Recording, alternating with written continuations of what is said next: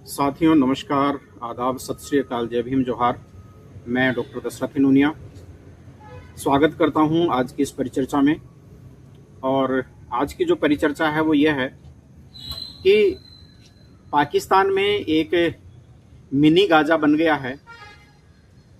और वो mini Gaza ये है कि पाकिस्तान की सेना ने वहाँ पर नागरिकों के ऊपर एयर स्ट्राइक की है और भयंकर रूप से वहां पर आतंकवादियों के निशाने के नाम पर आम जनता को निशाना बनाया है। आम जनता के ऊपर जो आम नागरिक है उनको निशाना बनाते हुए उनके ऊपर भयंकर बमबारी की है। और ये इलाका है खैबर पख्तूनवा। ये वही खैबर पख्तूनवा है जिसके बारे में हम इतिहास में सीमांत गांधी के बारे में पढ़ते हैं। और ये पाकिस्तान की सीमा और अफगानिस्तान की जो सीमा है उससे सटा हुआ और उससे लगता हुआ इलाका है। तो जो खान अब्दुल गफ्फार खां या जिसे सीमांत गांधी कहा जाता था, उस इलाके के लोगों को पाकिस्तान के द्वारा निशाना बनाया जा रहा है और उन्हें बमबारी करके और मारा जा रहा है। अभी की ये जो ताजा जो घटना है, इस घटना के अनुसार वहां पर जो एयर स्ट्राइक अभी की गई है और रिपोर्टें तो ये भी बता रही है कि करीब 8 LS-6 तरह के बम है वो गिराए गए हैं। और इसमें तकरीबन यानी फाइटर जेट के द्वारा, जिसमें तकरीबन 30 लोग जो स्थानीय बच्चे और स्त्रियां और आम जो नागरिक है वो मारे गए हैं। जो पाकिस्तान कश्मीर में आतंकवाद के नाम पर यहां पर राग अलापता है, वो अपने ही नागरिकों को निशाना क्यों बना रहा है भाई? और जो वहां की जो रिपोर्टें जो बता रही है, हालांकि खुलकर तो यानी कि एक तरह से रिपोर्टें सामने नहीं आ रही है, लेकिन ये वही एरिया है, वही क्षेत्र है जहां पर जो चाइनीज कॉरिडोर, जो चाइना पाकिस्तान जो कॉरिडोर है जो बन रहा है, वहां पे ये उस इलाके में जो है ये इस प्रकार की घटना को अंजाम पाकिस्तान के द्वारा दिया गया है। हालांकि चीनी मीडिया के द्वारा यह कहा गया है कि वहां पर आतंकवादियों को जो है वो मारा गया है, जबकि वास्तविकता अब क्या है ये तो धीरे धीरे यानी कि एक तरह से जो है सामने आएगा। लेकिन अंतर्राष्ट्रीय राजनीतिक खबरों के हिसाब से जो बातें हैं कि एक तो बलोचिस्तान और एक खैबर पख्तूनवा, ये कभी पाकिस्तान के साथ नहीं मिल पाए और पाकिस्तान ने सदैव इनके साथ में दोगला व्यवहार किया है।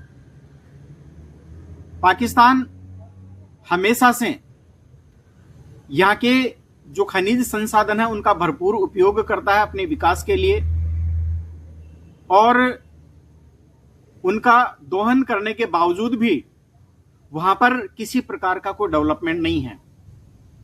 इसी के साथ साथ में वहां की स्थिति यह भी है कि इस इलाके में जो यहाँ के जो लोग हैं उनको बार बार जो है वो एक तरह से जो है वहां से हटा दिया जाता है और उनको एक तरह से खानाबदोश है वो कर दिया जाता है।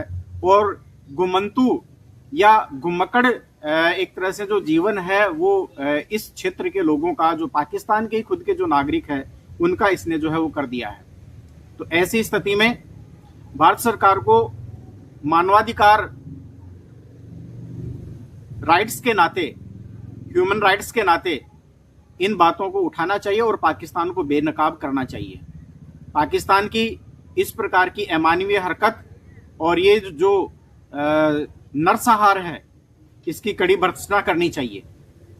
और सरकारें ये नागरिकों के संरक्षण के लिए होती है, उनको गुलाम बनाने के लिए नहीं, और न ही उनका दमन या उनको मारने के लिए बनी है।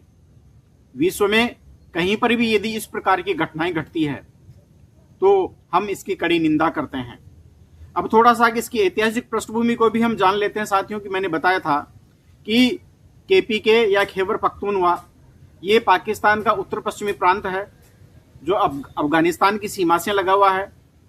और ये इलाका ऐतिहासिक रूप से जो अफगान संघर्ष यानी सोवियत अफगान युद्ध जो हुआ था 1979 से लेकर और 1989 तक, उसमें ये यानी एक तरह से जो है इसी क्षेत्र में जो है वो तालिबान का जो है वो उदय हुआ, उसमें ये क्षेत्र है वो प्रभावित रहा है। 2001 में अमेरिका द्वारा अफगानिस्तान पर हमले के बाद में बड़ी संख्या में आतंकी संगठनों और शरणार्थियों ने इसी क्षेत्र में ठिकाने हैं वो बनाए थे। अब आतंकवाद और हिंसा से जुड़े जो मामले हैं वो क्या है, Pakistan institute for conflict and security studies यानी PICSS के अनुसार सिर्फ 2023 में पाकिस्तान में 789 आतंकवादी हमले हुए, जिसमें आधे से अधिक KPK और बलूचिस्तान से संबंधित थे। 2024 के पहले 6 महीने में KPK में 300 से अधिक ज्यादा आतंकवादी घटनाएं दर्ज की गई, ऐसा इसके द्वारा PICSS के द्वारा कहा गया। अब TTP तहरीके तालिबान पाकिस्तान ने जो है इसके ऊपर भी आरोप है कि इसने जो है पुलिस, सेना और नागरिकों पर हमले किए हैं। 2022 में पेशावर मस्जिद हमले में 100 से अधिक लोग मारे गए और ये PKP का सबसे बड़ा हमला है वो माना जाता है। लेकिन सवाल यह है कि इसमें नागरिकों को जो है वो निशाना क्यों बनाया जाए, यानी लगातार हमलों और एयर स्ट्राइक के कारण हजारों गांव यहां से खाली हो चुके हैं। और यूनाइटेड नेशंस की जो UNHCR रिपोर्ट जो है 2022 के अनुसार KPK से 40 लाख से ज्यादा लोग आंतरिक स्थापित जो है वो बन चुके हैं। यानी वहीं पर मैंने अभी थोड़ी देर पहले चर्चा की थी कि वहां के जो बाजार हैं उनको उजाड़ दिया जाता है, उनको जो है वहां से हटा दिया जाता है और उनको घरों को तबाह कर दिया जाता है, जैसे कि इजराइल गाजा में करता है। तो गाजा के मामले में यही पाकिस्तान बार बार जो है आवाज उठाता है, लेकिन यही जो पाकिस्तान है अपने ही नागरिकों का जो नरसंहार करके और जो है उनको प्रताड़ित कर रहा है और उनका दमन कर रहा है। इससे महिलाओं और बच्चों के ऊपर गहरा असर है वो पड़ रहा है। स्कूल और स्वास्थ्य सेवाएं हैं वो पूरी तरह से बाधित हो गई है इस इलाके में, और रोजगार है वो पूरी तरह से खत्म हो गए हैं। तो इस दृष्टि से इसकी जो तुलना है वो गाजा से की जा सकती है, क्योंकि जैसे गाजा पट्टी में लगातार बमबारी और सैन्य कार्रवाई होती है, वैसी ही हालत KPK में देखी जा रही है। एयर स्ट्राइक और तोपखाने के हमलों में ये गांव है ये पूरी तरह से तबाह हो चुके हैं और नागरिक अक्सर बीच में, दोनों के बीच में फंस जाते हैं। एक तरफ सेना की कार्रवाई और दूसरी तरफ आतंकी संगठन TTP की कार्रवाई।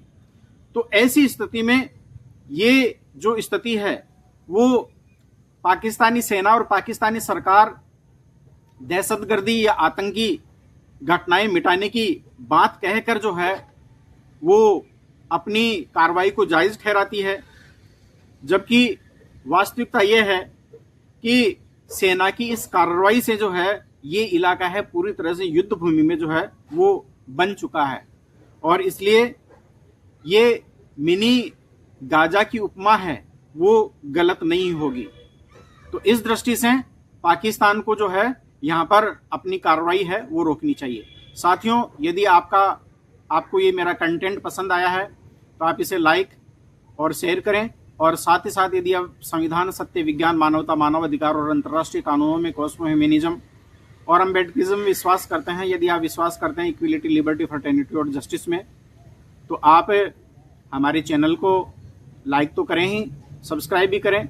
साथ ही साथ जो है हमारी पार्टी से भी जिस रूप में आप जुड़ सकते हैं और मदद कर सकते हैं तन मन धन से देने का जरूर प्रयास करें। हमारे जो लिंक हैं वो आपको डिस्क्रिप्शन में मिल जाएंगे। बहुत बहुत धन्यवाद साथियों।